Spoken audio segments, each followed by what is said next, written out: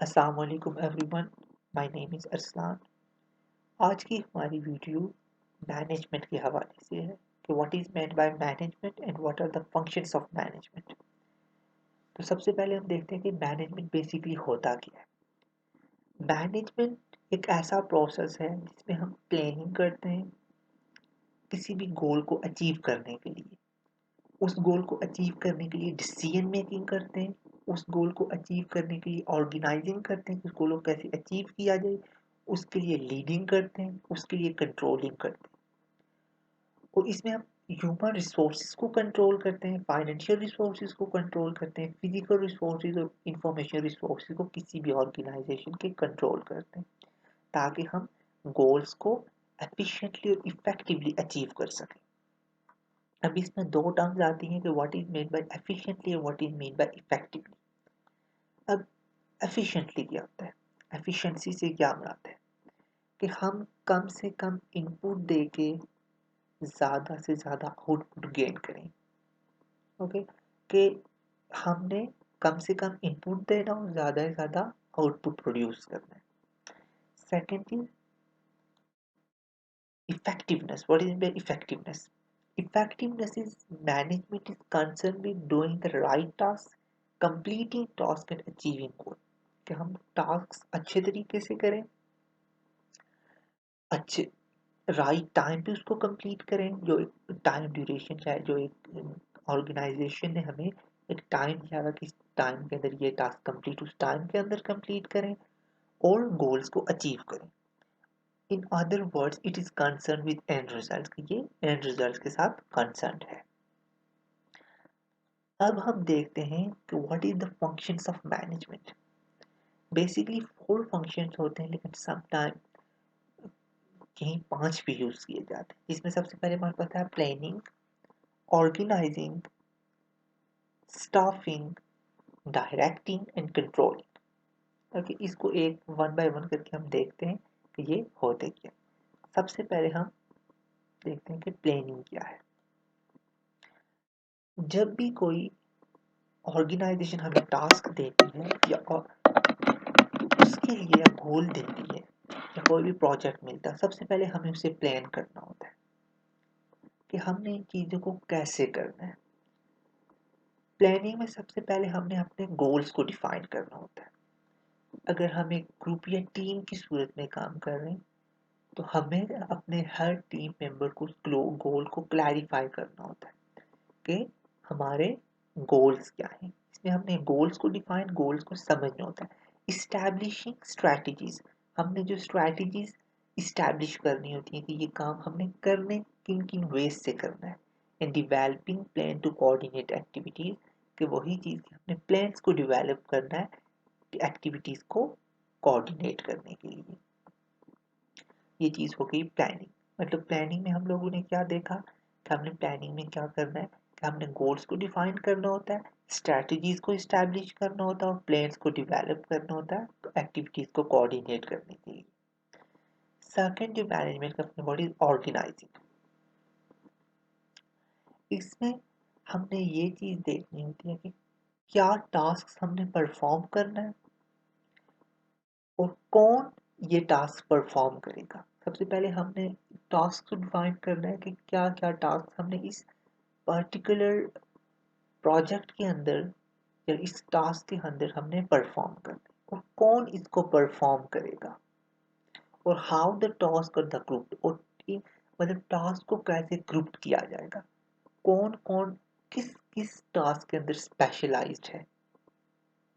Okay, for example हम एक organisation बनाते हैं, हम एक हॉस्पिटल बनाते हैं, तो उस हॉस्पिटल में जब कोई भी मैनेजमेंट आएगी तो वो सबसे पहले देखेगी कि कौन बंदा कौन सा काम कर सकता है।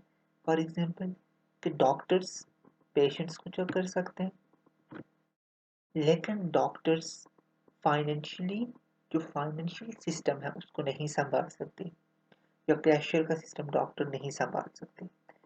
उसके लिए उन्हें कैशियर्स या फाइनेंशियल स्पेशलिस्ट को हायर करना होता है। या ह्यूमन रिसोर्सेज का जो पूरा डिपार्टमेंट है वो कभी भी कोई फाइनेंस का बंदा नहीं संभाल सकता या मार्केटिंग का, वो ह्यूमन रिसोर्स स्पेशलिस्ट ही उसे संभाल सकते हैं।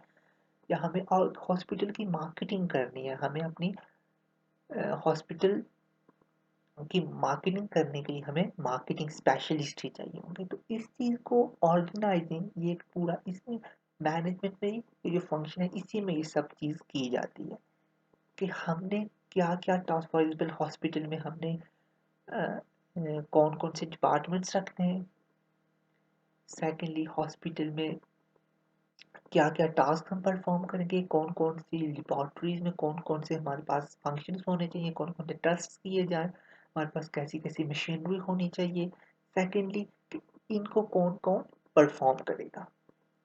जो हमारे पास मशीनरी है उसके अगेंस्ट उतने ही स्पेशलिस्ट हमें चाहिए होंगे उस तमाम फील्ड्स के अंदर। फॉर एग्जांपल हार्ट की एक अलग फील्ड होती है, गैस्ट्रो की अलग होती है, ईएनटीज अलग होते हैं, न्यूरो अलग होते हैं, न्यूरो फिजिशियंस अलग होते हैं।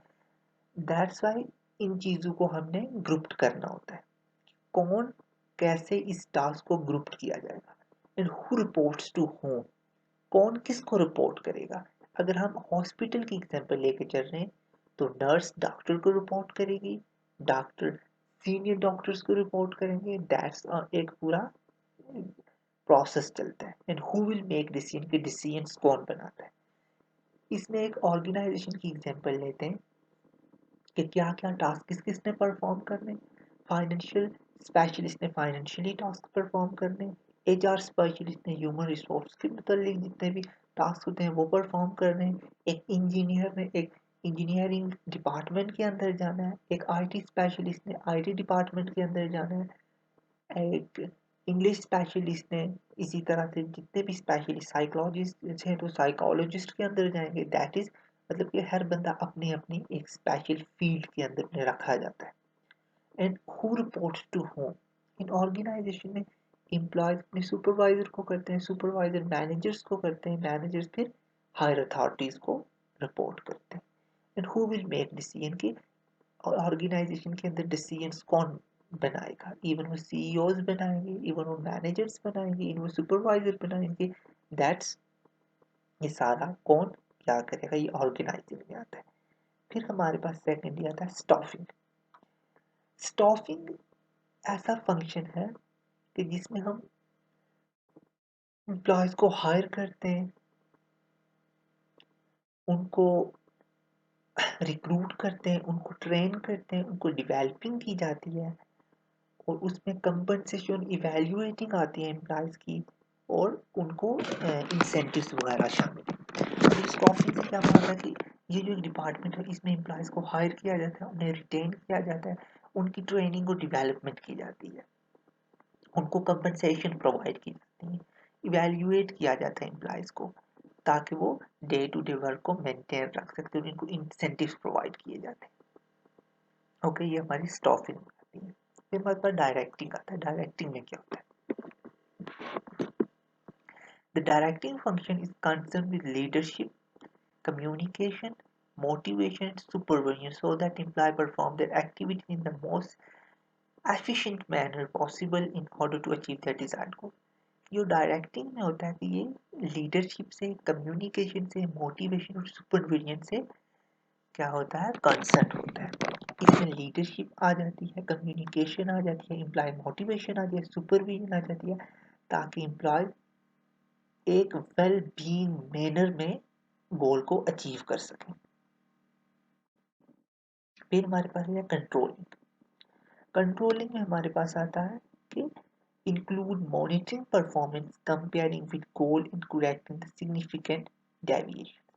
कंट्रोल जितना मतलब कि हमने अपनी जो वर्क फोर्स होती है, जो हमारे ह्यूमन रिसोर्सेज होते हैं, उनको कंट्रोल कैसे किया जाए, उनको मॉनिटर कैसे किया जाए, उनको मॉनिटर उनकी परफॉर्मेंस को मॉनिटर किया जाता है इसके अंदर कि उनको कंपेयर किया जाए उसके गोल के साथ कि जो हमारे गोल्स की जो परफॉर्मेंस चाहिए थी इवन वही परफॉर्मेंस ये परफॉर्म कर रहे हैं या नहीं।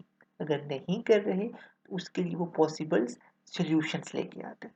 ये पॉसिबल सॉल्यूशन है, इनको यूज़ करके आप कर सकते हैं।